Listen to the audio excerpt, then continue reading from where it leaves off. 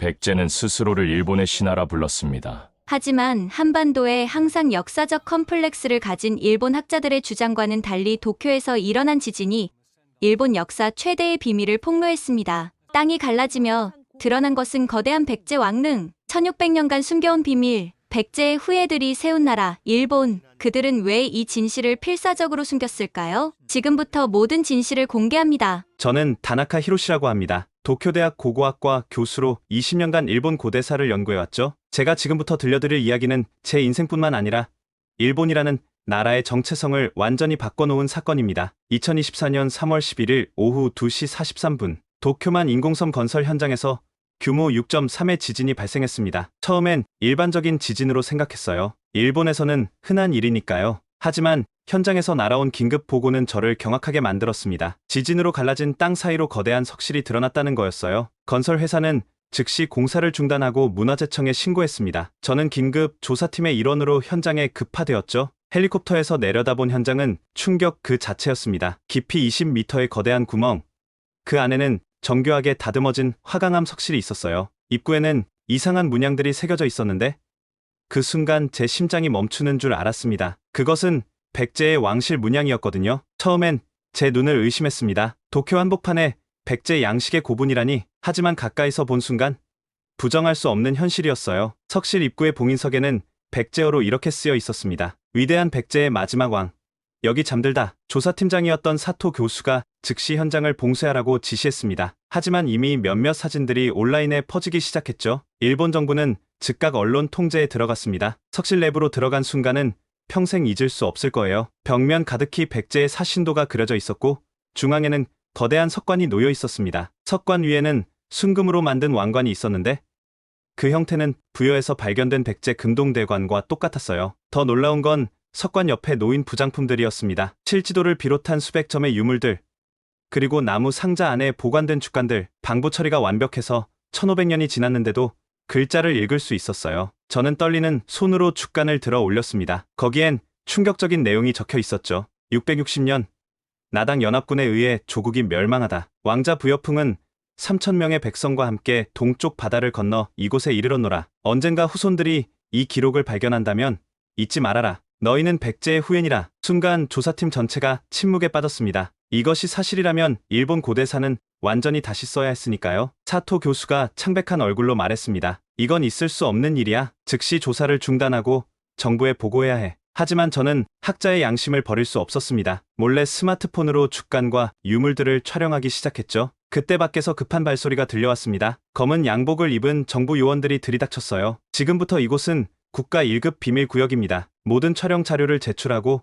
비밀 유지 서약서에 서명하십시오. 그들은 우리의 스마트폰과 카메라를 모두 압수했습니다. 하지만 저는 이미 중요한 사진들을 클라우드에 업로드해둔 상태였죠. 그날 밤, 저는 평생 동안 믿어왔던 일본 역사가 거대한 거짓말일 수도 있다는 생각에 잠을 이룰 수 없었습니다. 다음날 아침, 정부는 그 지역을 완전히 봉쇄했습니다. 공식 발표는 가스 누출 사고라고 했죠. 하지만 진실을 아는 사람들은 알고 있었습니다. 일본이 가장 두려워하던 비밀이 드러났다는 것을. 그리고 저는 결심했습니다. 이 진실을 세상에 알려야겠다고. 그것이 학자로서 그리고 인간으로서 해야 할 일이라고 믿었으니까요. 하지만 그 결심이 제 인생을 얼마나 위험에 빠뜨릴지는 그때 알지 못했습니다. 정부의 감시가 삼엄해진 가운데 저는 고민에 빠졌습니다. 진실을 알리고 싶었지만 방법을 찾기가 쉽지 않았어요. 그러던 중 뜻밖의 도움이 왔습니다. 조사팀에 함께 있던 젊은 연구원 야마다가 조용히 다가왔죠. 교수님, 저도 이건 옳지 않다고 생각합니다. 역사적 진실을 국민들이 알 권리가 있지 않을까요? 야마다는 자신이 해커 출신이라고 고백했습니다. 정부의 감시망을 피해 자료를 유출할 방법을 알고 있다고 했죠. 우리는 비밀리에 계획을 세웠습니다. 먼저 제가 클라우드에 올려둔 사진들을 다운로드했습니다. 야마다는 익명 계정을 만들어 트위터, 유튜브, 레딧 등 주요 소셜미디어에 동시다발적으로 업로드했죠. 제목은 도쿄 한복판에서 발견된 백제 왕릉 진실인가 조작인가였습니다. 반응은 폭발적이었어요. 불과 1시간 만에 조회수가 100만을 넘었고 리트윗은 10만 건을 돌파했습니다. 특히 한국 네티즌들의 반응이 뜨거웠죠. 이거 진짜면 역사책 다시 써야 하는 거 아니냐?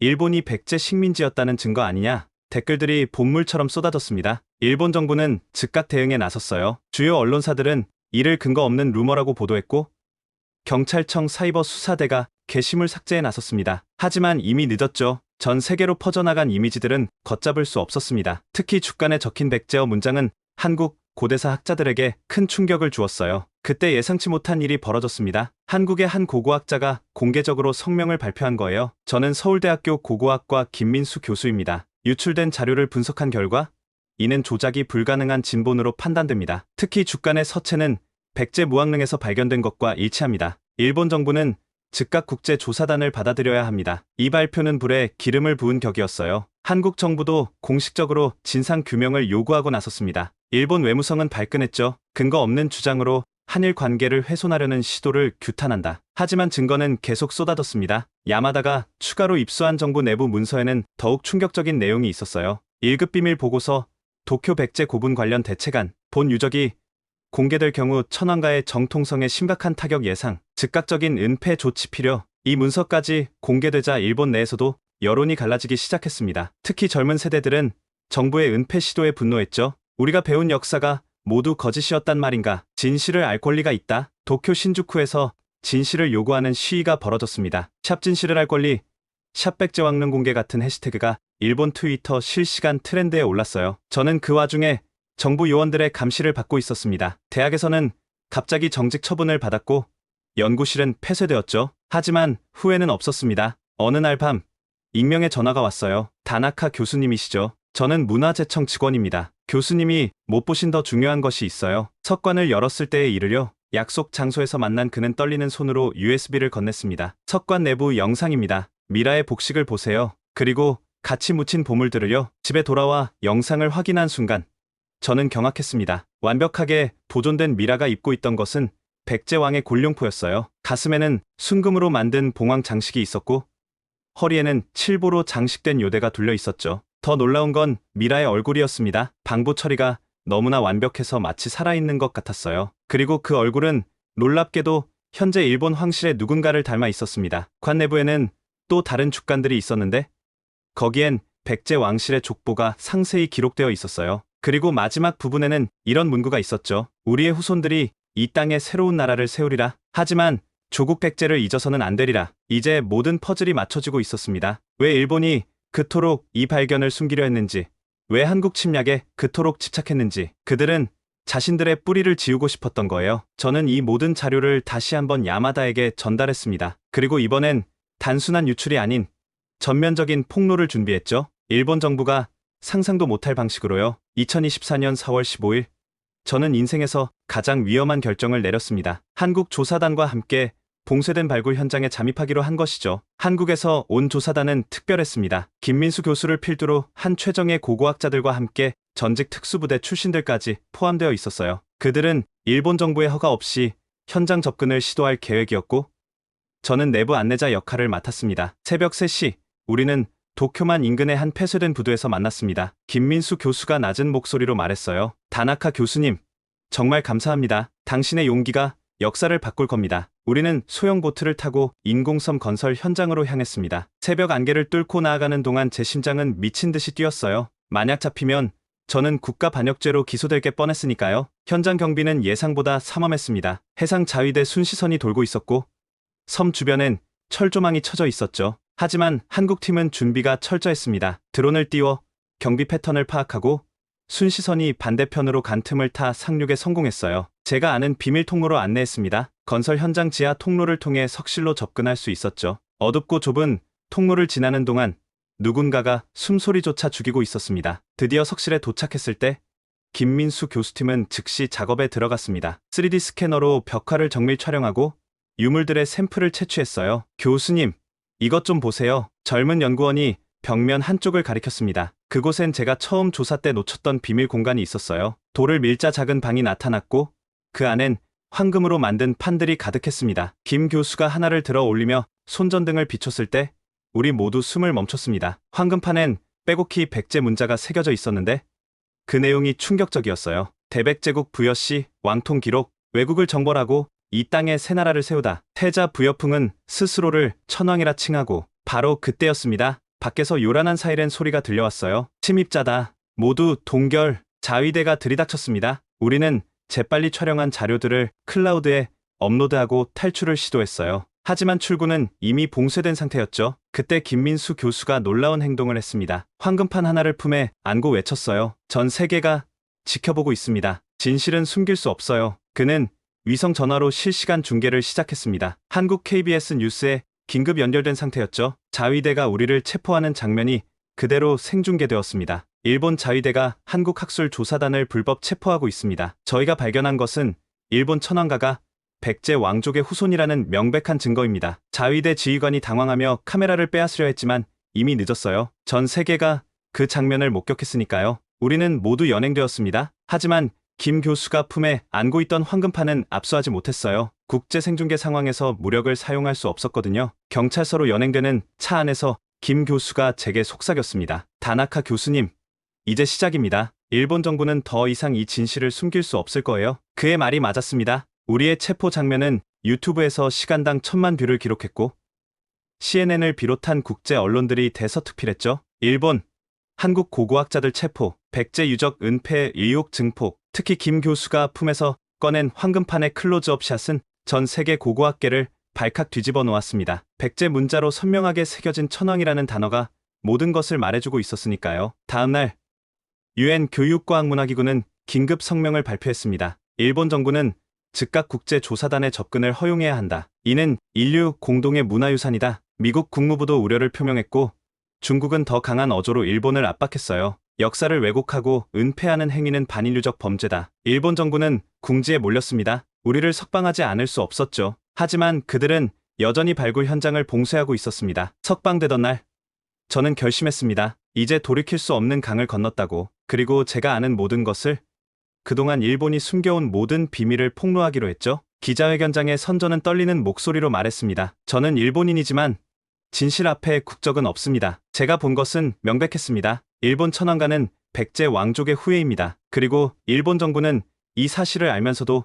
국민을 속여왔습니다. 그 순간 일본 현대사의 가장 큰 폭탄이 터졌습니다. 그리고 이것은 시작에 불과했죠. 제 기자회견 이후 일본은 발칵 뒤집혔습니다. 우익단체들은 저를 매국노라고 규탄했고 연일 제 자택 앞에서 시위를 벌였죠. 하지만 동시에 진실을 요구하는 목소리도 커졌습니다. 2024년 5월 1일 UN 본부에서 역사적인 회의가 열렸습니다. 유네스코 긴급 특별위원회였죠. 저는 핵심 증인으로 소환되었고 김민수 교수와 함께 뉴욕으로 향했습니다. 회의장은 팽팽한 긴장감으로 가득했어요. 일본 대표단은 저를 째려보았고 한국 대표단은 비장한 표정이었죠. 중국과 미국, 러시아 대표들도 예민하게 상황을 주시하고 있었습니다. 의장이 개회를 선언하자 김민수 교수가 먼저 발언했습니다. 존경하는 위원님들, 우리가 발견한 것은 단순한 고고학적 유물이 아닙니다. 이는 동아시아 역사를 다시 쓸 증거입니다. 김 교수는 그동안 수집한 모든 자료를 공개했어요. 황금판의 정밀 사진, 3D 스캔 데이터, 그리고 결정적으로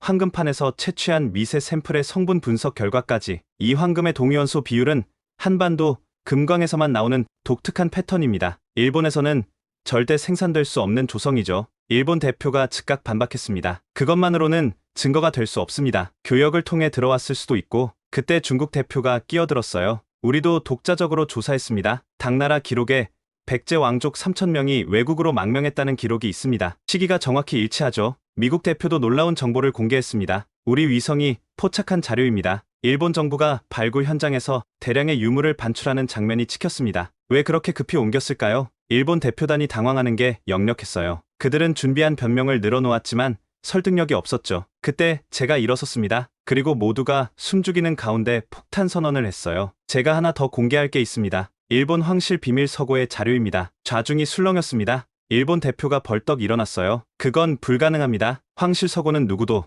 저는 USB를 꺼냈습니다. 사실 문화재청 직원이 준 자료 중에는 더 충격적인 것들이 있었거든요. 메이지 시대 일본 정부는 비밀리에 황실 계보를 조사했습니다. 그리고 충격적인 사실을 발견했죠. 덴무 천황이 백제 의자왕의 아들이라는 것을요. 대형 화면에 고문서가 떴습니다. 한문으로 쓰인 비밀 보고서였죠. 천황과 혈통 조사 급기 보고서. 덴무 천황 측 부여풍은 백제국 마지막 태자로서. 일본 대표가 소리쳤습니다. 조작이다. 그런 문서는 존재하지 않는다. 하지만 저는 계속했어요. 이 보고서를 작성한 사람은 메이지 천황의 최측근 이토 히로부미였습니다. 그는 이 사실이 알려지면 천황제가 무너질 것을 두려워했죠. 그래서 한국을 식민지로 만들어야 한다고 주장했습니다. 증거를 영원히 묻기 위해서요. 회의장이 웅성거렸습니다. 한국 대표가 추가 자료를 제시했어요. 우리는 백제 왕릉에서 발견된 DNA를 분석했습니다. 그리고 일본 고대 천왕릉의 DNA와 비교했죠. 물론 일본 정부는 천왕릉 발굴을 금지하고 있지만 메이지 시대에 몰래 채취한 샘플이 있었습니다. 결과가 화면에 떴을 때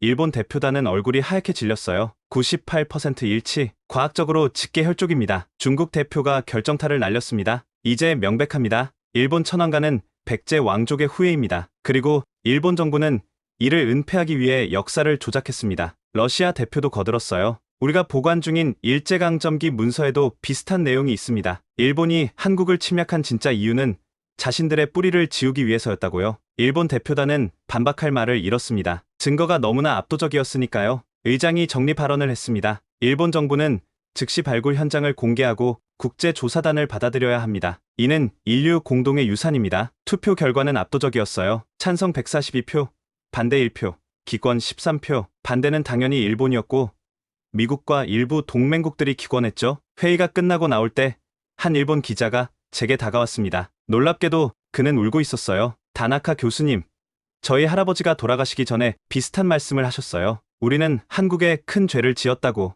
이제야 그 의미를 알 것 같습니다. 그날 밤 전 세계 언론은 일제히 이 소식을 대서특필했습니다. 일본 천황가 백제 왕족의 후예 확인, 역사상 최대의 은폐 공작 드러나. 도쿄에서는 대규모 시위가 벌어졌어요. 흥미로운 건 시위대가 둘로 나뉘었다는 겁니다. 진실을 거부하는 우익과 진실을 요구하는 시민들로요. 샵 천황은 백제인, 샵 역사를 바로잡자. 이런 해시태그가 일본 소셜미디어를 뒤덮었습니다. 특히 젊은 세대들은 충격을 넘어 분노했죠. 자신들이 그동안 세뇌당했다는 사실에요. 저는 뉴욕에서 도쿄로 돌아오는 비행기 안에서 생각했습니다. 이제 판도라의 상자는 열렸다고. 그리고 일본이라는 나라는 앞으로 완전히 달라질 거라고요. 유엔 회의 이후 일본 정부는 큰 압박을 받았습니다. 하지만 그들은 여전히 버티고 있었죠. 그런데 예상치 못한 곳에서 결정적인 한 방이 날아왔습니다. 2024년 5월 20일 교토에서 놀라운 일이 벌어졌어요. 황실 서고를 관리하던 구나이초 직원 하나가 엄청난 자료를 들고 나타난 겁니다. 그의 이름은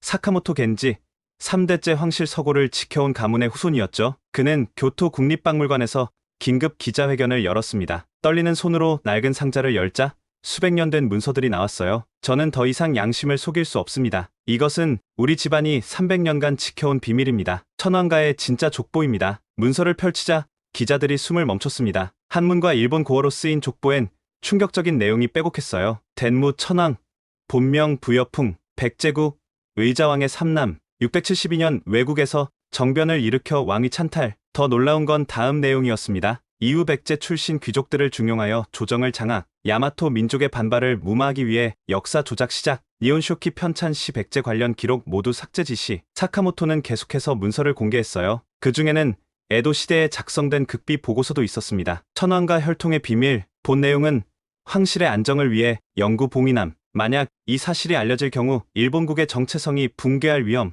기자회견장은 아수라장이 되었습니다. 일본 기자들조차 충격을 감추지 못했죠. 특히 젊은 기자들은 분노했어요. 우리가 신이라고 믿었던 천황이 사실은 한국인이었다니? 그것도 침략자였다니? 사카모토는 마지막으로 가장 충격적인 문서를 꺼냈습니다. 쇼와 천황, 즉 히로히토가 직접 쓴 비망록이었어요. 나는 우리 조상이 백제인임을 안다. 그래서 한국을 침략한 것이다. 우리의 뿌리를 지우고 역사를 새로 쓰기 위해. 하지만 이것은 영원한 죄악이 될 것이다. 이 문서가 공개되자 일본 전체가 충격에 빠졌습니다. 특히 전후 세대들은 배신감에 치를 떨었어요. 우리 할아버지들이 같은 혈족인 한국인들을 학살했단 말인가. 그날 저녁 일본 수상이 긴급 기자회견을 열었습니다. 하지만 그의 변명은 초라했어요. 이것은 일부 문서일 뿐입니다. 역사적 검증이 필요하고. 하지만 이미 게임은 끝났죠. 사카모토가 공개한 문서들은 너무나 구체적이고 정확했으니까요. 특히 각 시대 천황들의 친필 서명과 인장이 찍힌 문서들은 부인할 수 없는 증거였습니다. 다음날 더 큰 폭탄이 터졌어요. 일본 전국의 사찰과 신사에서 숨겨진 기록들이 쏟아져 나온 겁니다. 나라 동대사의 주지스님이 먼저 나섰습니다. 우리 절에도 비밀 창고가 있습니다. 거기엔 백제 승려들이 전한 불경과 함께 그들의 기록이 있습니다. 공개된 자료는 놀라웠어요. 백제 멸망 후 수많은 기술자와 예술가들이 일본으로 건너와 문명을 전수했다는 상세한 기록이었죠. 백제국 장인 100명, 외국의 도착, 불상 제작법, 가람 배치법, 기와 제작술 전수 시작. 교토의 한 신사에서는 더 직접적인 증거가 나왔습니다. 신사의 제사장이 공개한 것은 놀랍게도 백제어로 쓰인 제문이었어요. 우리는 1500년간 이 제문을 읽어왔습니다. 의미도 모른 채 그저 전통이라고만 생각했죠. 하지만 한국 학자들이 번역하니 이것은 백제 왕실의 제사 의식이었습니다. 일본 우익들은 발악했습니다. 도쿄에서는 우익 단체들이 대규모 시위를 벌였어요. 천황폐하를 모독하는 자들을 처단하라. 하지만 그들의 목소리는 점점 작아졌습니다. 증거가 너무 많았으니까요. 그 와중에 한국에서도 놀라운 발견이 있었어요. 부여 백제문화단지 지하에서 대규모 비밀 창고가 발견된 겁니다. 그곳엔 백제 왕실이 일본으로 보낸 물품들의 상세한 목록이 있었죠. 황금 500근, 칠지도 30자루, 불경 1000권, 기술자 300명, 외국 천황에게 하사함. 이 목록과 일본에서 발견된 유물들이 정확히 일치했습니다. 이제 아무도 부인할 수 없는 사실이 되었어요. 그런데 정말 충격적인 반전이 하나 더 있었습니다. 바로 현 일본 천황의 결단이었죠. 2024년 6월 1일 천황이 직접 대국민 담화를 발표했습니다. 전 일본이 TV 앞에 모였어요. 저도 떨리는 마음으로 지켜봤죠. 천황이 입을 열었을 때 모두가 숨을 멈췄습니다. 나의 백성들이여, 이제 진실을 말할 때가 왔습니다. 우리 황실은 백제의 후예입니다. 우리 조상은 1500년 전 이 땅에 왔고 새로운 나라를 세웠습니다. 침묵이 흘렀어요. 천황이 계속했습니다. 우리는 너무 오랫동안 이 사실을 숨겼습니다. 그리고 그 과정에서 우리의 고향인 한반도를 침략하는 죄를 저질렀습니다. 이제 그 죄를 참회하고자 합니다. 그리고 천황은 놀라운 행동을 했어요. 카메라 앞에서 무릎을 꿇었습니다. 한국 국민 여러분께 사죄드립니다. 우리 조상의 땅을 침략하고 수탈한 것을 용서해 주십시오. 일본 전체가 충격에 빠졌습니다. 우익들은 분노했고 시민들은 혼란스러워했죠. 하지만 젊은 세대들은 환영했어요. 이제야 진짜 역사가 시작되는구나. 그날 밤 도쿄 거리는 이상한 분위기였습니다. 어떤 이들은 울고 어떤 이들은 웃었어요. 1500년의 거짓이 무너지는 순간이었으니까요. 저는 연구실에서 조용히 생각했습니다. 진실은 아무리 숨겨도 언젠가는 드러난다는 것을. 그리고 이제 일본과 한국은 새로운 관계를 만들어갈 수 있을 거라고요. 천황의 충격 고백 이후 일본 정부는 더 이상 발굴을 막을 수 없었습니다. 2024년 6월 15일 드디어 국제조사단이 도쿄 백제 왕릉에 공식 진입했어요. 저는 조사단의 일원으로 다시 그곳에 섰습니다. 석실 입구에서 김민수 교수가 제 어깨를 두드렸죠. 다나카 교수님, 당신 덕분입니다. 이제 진짜 역사가 밝혀질 거예요. 조사단이 석실에 들어가자 모두 압도되었습니다. 일본 정부가 급히 반출하려던 유물들이 아직도 수천 점이나 남아 있었거든요. 그런데 정말 놀라운 발견은 석실 깊숙한 곳에서 나왔습니다. 숨겨진 제2석실이 있었던 거예요. 그곳에서 나온 것은 상상을 초월했습니다. 백제 왕실의 완전한 도서관이었어요. 수만 권의 죽간과 목간, 그리고 비단에 쓰인 문서들, 보존 상태가 너무 완벽해서 마치 어제 쓴 것 같았죠. 중국 조사단원이 감탄했습니다. 이건 기적이야. 백제 역사의 완전한 기록이 여기 있어. 문서를 하나하나 확인하면서 충격적인 사실들이 드러났어요. 백제가 이미 5세기부터 일본 서부 지역을 실질적으로 지배했다는 내용이었죠. 백제 무령왕 23년 외국 서부 32성을 복속시키다. 조공을 받고 태자를 인질로. 더 놀라운 건 일본 곳곳에 백제 지배층이 세운 도시들의 지도였어요. 나라, 교토, 오사카가 모두 백제식 도시 계획에 따라 건설되었다는 상세한 설계도까지 있었죠. 그때 한국 조사단원 하나가 소리쳤습니다. 여기 보세요. 이건 일본 전국의 백제 유적 위치를 표시한 지도예요. 지도에는 수백 개의 표시가 있었습니다. 우리는 즉시 확인 작업에 들어갔어요. 그리고 놀라운 일이 벌어졌죠. 나라현 아스카 지역에서 첫 발견이 있었습니다. 평범한 논 아래에서 거대한 백제식 궁궐터가 나온 거예요. 발굴단이 파내자 완벽한 백제 기와와 주춧돌들이 드러났죠. 일본 고고학자 하나가 울먹였습니다. 우리가 일본 최초의 궁궐이라고 배웠던 곳이 사실은 백제 궁궐이었다니. 발견은 연쇄적으로 이어졌어요. 오사카 근처에서는 백제식 고분군이, 교토 북쪽에서는 백제 사찰터가 쏟아져 나왔습니다. 가장 충격적인 발견은 후지산 기슭에서 있었어요. 그곳에서 나온 것은 거대한 백제 왕릉이었는데 비문이 모든 것을 말해주고 있었죠. 백제 성왕의 아우, 이 땅에 잠들다. 동쪽 끝까지 백제의 영광을 전하고. 발굴이 진행될수록 일본 열도 전체가 사실상 백제의 영향권이었다는 증거가 나왔어요. 특히 철기 제작소와 불교 사원들은 100% 백제 양식이었죠. 미국 스미소니언 박물관의 전문가가 말했습니다. 이는 단순한 문화 전파가 아닙니다. 대규모 이주와 지배가 있었다는 명백한 증거예요. 그런데 더 놀라운 일이 벌어졌습니다. 일본 시민들이 자발적으로 숨겨진 유물들을 내놓기 시작한 거예요. 도쿄의 한 노인이 먼저 나왔습니다. 우리 집안에 대대로 전해오던 비밀이 있습니다. 조상님이 백제 귀족이었다는. 그가 내놓은 족보와 유물들은 놀라웠어요. 백제 관직을 나타내는 금동 장식과 인장들이었죠. 이런 고백이 전국에서 이어졌습니다. 수천 가문이 자신들이 백제 후손임을 밝힌 거예요. 특히 전통 명가일수록 백제 혈통이 많았죠. 교토의 유명한 다도 가문 우라센케의 당주가 충격 고백을 했습니다. 우리 다도의 원류는 백제 왕실의 차 문화입니다. 이 사실을 천년간 숨겨왔습니다. 일본이 자랑하던 전통 문화의 상당수가 백제에서 온 것으로 밝혀졌어요. 이케바나, 가부키, 심지어 스시의 원형까지도요. 한 일본 요리 명인이 눈물을 흘리며 말했습니다. 우리가 일본 고유의 것이라고 믿었던 모든 것이 사실은 조상의 나라에서 온 거였구나. 발굴 2달째 결정적인 발견이 또 있었습니다. 도쿄 왕릉 최하층에서 발견된 거대한 석판이었어요. 거기엔 백제어와 고대 일본어로 이렇게 쓰여 있었죠. 맹세문, 우리 백제의 후예들은 이 땅에 새 나라를 세우되 영원히 고국을 잊지 않으리. 하늘이 무너져도 이 맹세는 변치 않으리. 그 아래엔 수백 명의 이름과 지장이 찍혀 있었는데 놀랍게도 그중 상당수가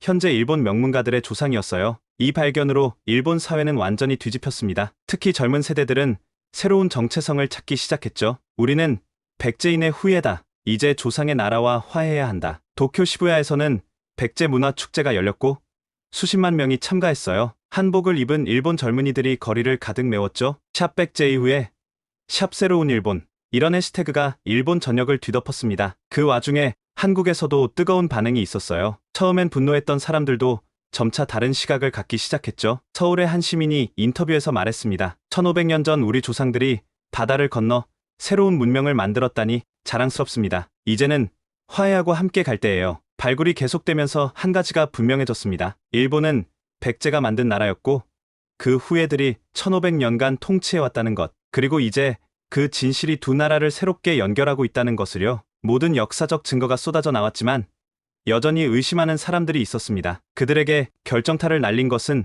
바로 과학이었어요. 2024년 8월 하버드 의대 유전학 연구팀이 충격적인 연구 결과를 발표했습니다. 팀장인 제니퍼 김 교수는 재미교포 과학자였죠. 우리는 도쿄 백제 왕릉의 유골에서 DNA를 추출하는 데 성공했습니다. 그리고 현재 일본 황실 및 주요 가문들의 DNA와 비교했죠. 결과가 화면에 떴을 때 기자회견장은 술렁였습니다. 일본 황실 98.3% 일치. 이는 직계 후손임을 의미합니다. 더 놀라운 것은 일본 인구의 30%가 백제계 유전자를 갖고 있다는 사실입니다. 이는 단순한 문화 전파가 아니라 대규모 인구 이동이 있었다는 과학적 증거였어요. 연구팀은 더 상세한 분석 결과를 공개했습니다. 특히 일본 서부 지역은 70% 이상이 백제계입니다. 규슈, 혼슈 서부는 사실상 백제인들이 만든 지역이라고 봐야 합니다. 일본 도쿄대 의학부도 독자 연구 결과를 발표했는데 하버드팀과 정확히 일치했어요. 우리도 인정할 수밖에 없습니다. 과학은 거짓말하지 않으니까요. 더 흥미로운 것은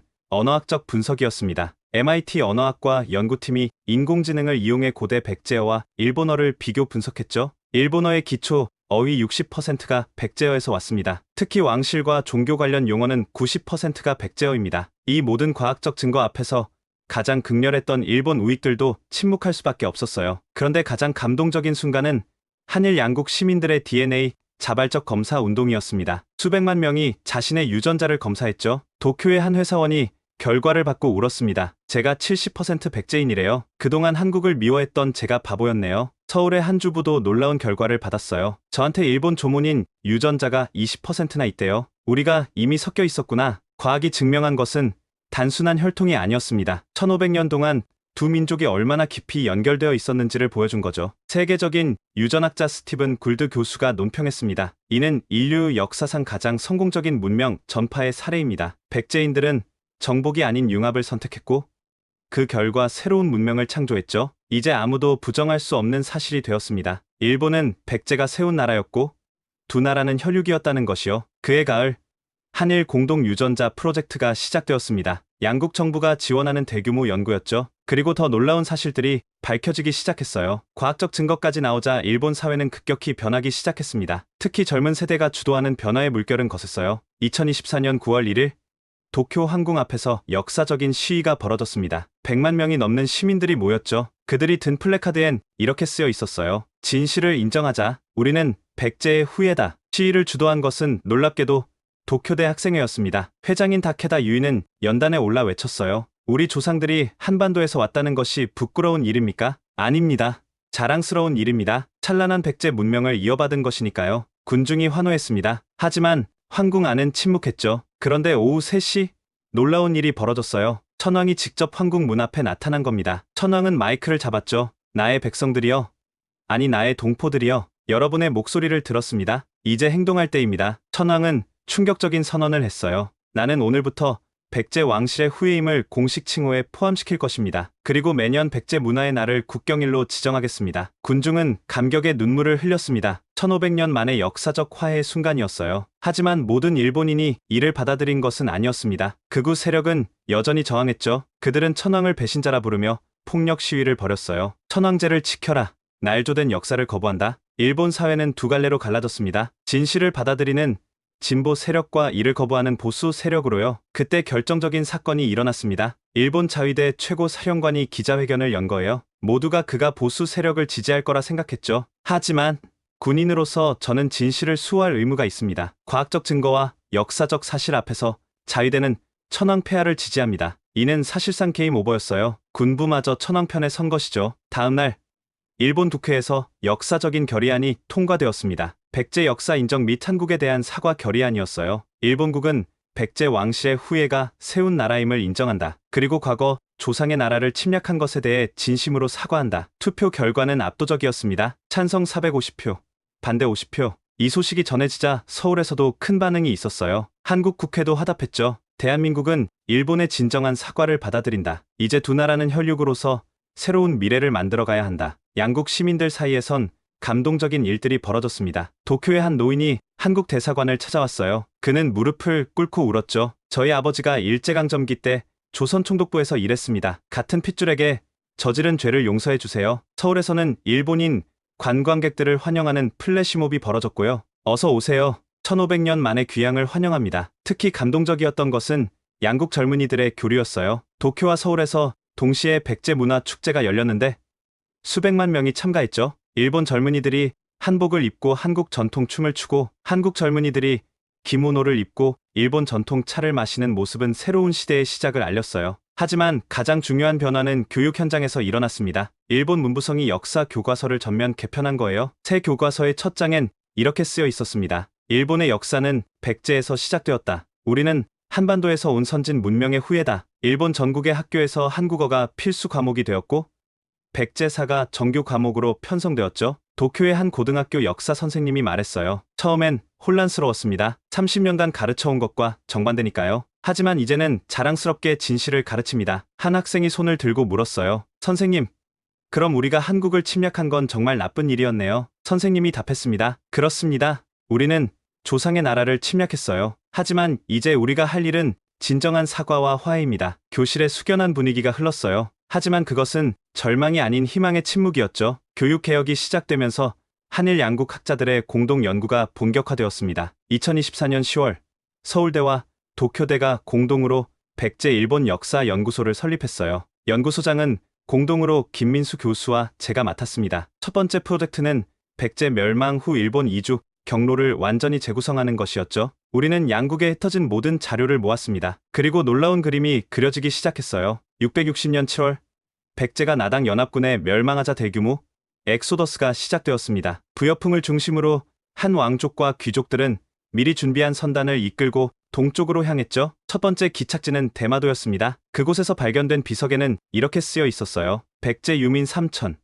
이곳에 임시 거처를 정하다. 왕자 부여풍의 명으로 동진을 준비하노라. 그들은 체계적으로 이동했습니다. 먼저 규슈 북부에 상륙해 거점을 만들고 점차 동쪽으로 세력을 확장했죠. 일본 측 자료를 분석한 야마다 교수가 중요한 발견을 했어요. 이 시기 일본 각지에서 갑작스럽게 선진 기술이 나타납니다. 제철술, 건축술, 농업 기술이 폭발적으로 발전했죠. 모두 백제인들이 전한 것입니다. 더 흥미로운 것은 이들이 단순한 난민이 아니었다는 점이에요. 그들은 치밀한 계획을 갖고 있었습니다. 발굴된 문서 중에는 신일본 건설 계획서가 있었죠. 백제의 정치 체제와 문화를 이식하되 현지 세력과 융합하는 전략이 상세히 기술되어 있었어요. 부여풍은 천재적인 전략가였습니다. 그는 무력이 아닌 문화의 힘으로 일본을 장악했어요. 672년 부여풍은 진신의 난을 일으켜 권력을 잡았습니다. 그리고 덴무 천황으로 즉위했죠. 이때부터 일본은 사실상 백제 왕국이 된 거예요. 연구를 진행하면서 더 놀라운 사실들이 밝혀졌습니다. 덴무 천황은 즉위 후 대대적인 개혁을 단행했는데 그 내용이 백제의 제도와 똑같았어요. 율령제, 불교지능, 역사서 편찬 모두가요. 특히 주목할 것은 일본서기 편찬이었습니다. 겉으로는 일본 역사서지만 실제로는 백제 역사를 일본 역사로 둔갑시킨 작업이었죠. 한 연구원이 흥미로운 분석을 내놨어요. 일본서기에 나오는 초기 천왕들의 이름을 분석해보니 상당수가 백제 왕들의 이름을 변형한 것이었습니다. 증거는 계속 나왔어요. 일본 고대 수도였던 나라와 교토의 설계가 백제 수도 사비성과 똑같았고 주요 사찰들도 백제 양식 그대로였죠. 언어학적 증거도 명확했습니다. 고대 일본어의 왕실 용어를 분석한 결과 90%가 백제어였어요. 천왕을 스메라미코토라고 하죠. 이것은 백제어 수미라마오토인데 하늘에서 내린 큰 어른이라는 뜻입니다. 문화면에서도 놀라운 연결고리들이 발견되었어요. 일본이 자랑하는 전통 예술들, 노, 가부키, 다도, 이케바나 모두가 백제 왕실 문화에서 발전한 것이었습니다. 한 일본 전통 예술가가 고백했어요. 우리 가문에 전해오는 비전서를 보니 백제 왕실 예법서였습니다. 1000년 넘게 그것을 일본 것인 줄 알고 전수해왔어요. 종교 면에서도 중요한 발견이 있었습니다. 일본 불교의 대부분이 백제 불교였고 신토의 상당 부분도 백제 토착 신앙과 혼합된 것이었죠. 나라 동대사의 대불이 사실은 백제 왕실이 조성한 것이었다는 증거가 나왔을 때 일본 불교계는 큰 충격을 받았어요. 1300년간 일본의 상징이었던 대불이 백제 왕실의 작품이었다니. 하지만 가장 감동적인 발견은 따로 있었습니다. 백제 왕실이 일본에 정착한 후에도 끊임없이 고국을 그리워했다는 증거들이었어요. 교토의 한 비밀 사원에서 발견된 문서엔 이런 시가 있었죠. 서쪽 하늘을 바라보니 그곳에 고향이 있네. 부여의 달은 오늘도 밝은가? 돌아갈 수 없는 그리움이여. 이것은 덴무 천왕이 직접 쓴 시였어요. 일본을 지배했지만 평생 고향을 그리워했던 거죠. 연구가 깊어질수록 백제와 일본의 관계는 단순한 문화 전파를 넘어선 것임이 분명해졌습니다. 그것은 한 문명의 이식이자 재탄생이었어요. 미국 하버드대의 동아시아사 권위자 존 페어뱅크 교수가 평가했습니다. 이는 세계사에서 유례를 찾기 힘든 문명 이동입니다. 백제인들은 만국의 한을 새로운 창조의 에너지로 바꿨어요. 그 결과가 오늘날의 일본입니다. 이제 역사는 완전히 다시 쓰이고 있었습니다. 그리고 그 과정에서 한일 양국은 서로를 새롭게 발견하고 있었어요. 2024년 11월 3일 역사적인 날이 밝았습니다. 한일 정상회담이 경주에서 열린 거예요. 장소 선택도 의미가 있었죠. 신라가 백제를 멸망시킨 그곳에서 화해를 하겠다는 뜻이었으니까요. 일본 총리가 전용기에서 내릴 때 한국 대통령이 직접 마중 나갔습니다. 두 정상이 악수하는 순간 양국 국민들은 숨을 멈췄어요. 첫 일정은 불국사 참배였습니다. 그런데 일본 총리가 놀라운 행동을 했어요. 대웅전 앞에서 큰 절을 올린 거죠. 1500년 전 이곳을 떠난 우리 조상들의 넋을 위로합니다. 그리고 조상의 나라에 저지른 죄를 참회합니다. 한국 대통령이 글을 일으켜 세웠습니다. 이제 과거는 용서하고 미래로 나아갑시다. 우리는 한 핏줄이니까요. 정상회담에서는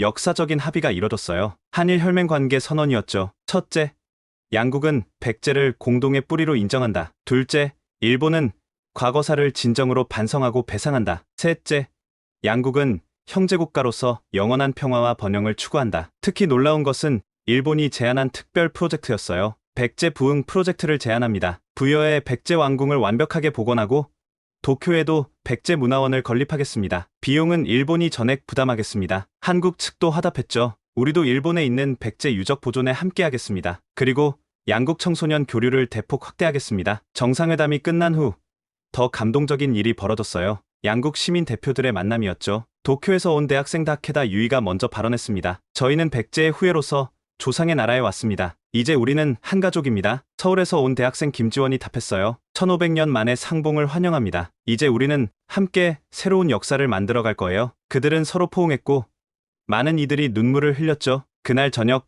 경주 첨성대 앞에서 특별한 행사가 열렸습니다. 한일 공동 역사 선언식이었어요. 무대에는 양국을 대표하는 인물들이 올랐습니다. 그 중에는 저와 김민수 교수도 있었죠. 김 교수가 먼저 말했어요. 오늘 우리는 왜곡된 역사를 바로잡습니다. 진실은 우리를 갈라놓는 것이 아니라 하나로 만듭니다. 제가 이어받았습니다. 일본인으로서 저는 자랑스럽습니다. 우리가 위대한 백제 문명의 후예라는 것이요. 이제 우리는 조상의 나라와 함께 더 큰 미래를 만들 것입니다. 하이라이트는 양국 전통 예술가들의 합동 공연이었어요. 한국의 전통 춤꾼들과 일본의 가부키 배우들이 함께 무대에 올랐습니다. 그들이 공연한 것은 백제 왕자 부여풍의 이야기였어요. 만국의 왕자가 바다를 건너 새 나라를 세우는 과정을 그린 작품이었죠. 관객들은 숨죽여 지켜봤고 마지막 장면에서는 모두가 기립박수를 보냈어요. 공연이 끝난 후 일본 천황의 특별 메시지가 전달되었습니다. 나는 오늘 백제 부여씨의 후손으로서 조상의 나라에 인사를 전합니다. 우리가 저지른 과오를 용서해주신 한국 국민께